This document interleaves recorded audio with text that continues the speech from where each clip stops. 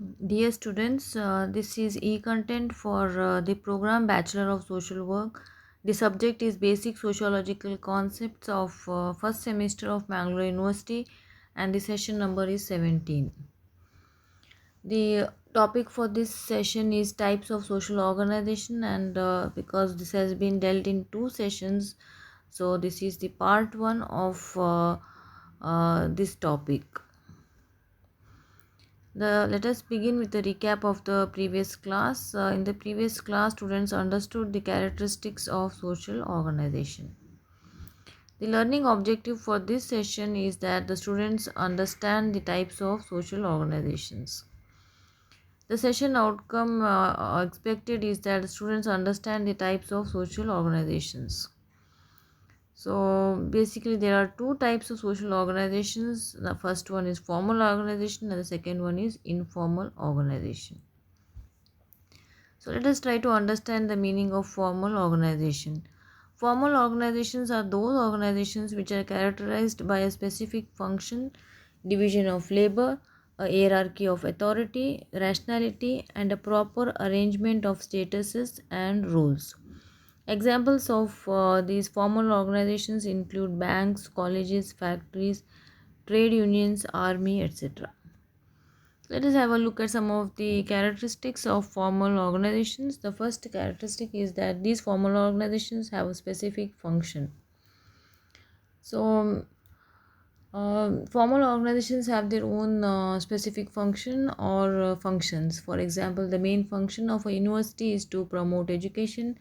However, it also has functions such as promotion of artistic, literary, athletic, and other interests of the members.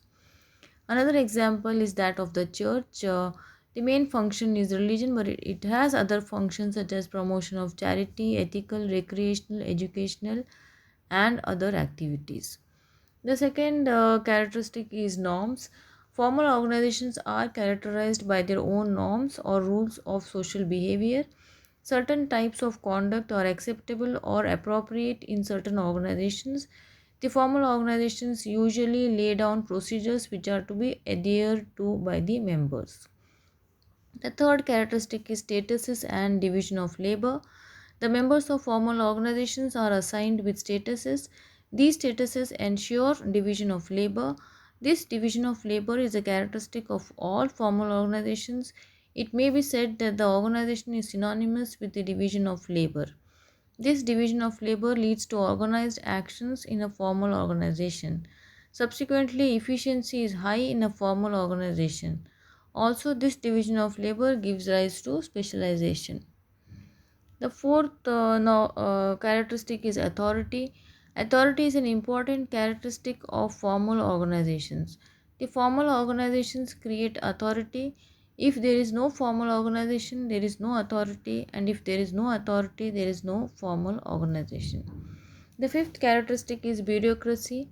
Bureaucracy means the administrative aspect of the formal organization. It refers to the arrangement of the organization designed to carry out its business. This bureaucracy is represented by a hierarchy of officials who are assigned with various responsibilities and are provided with different statuses and roles. The sixth characteristic is rationality.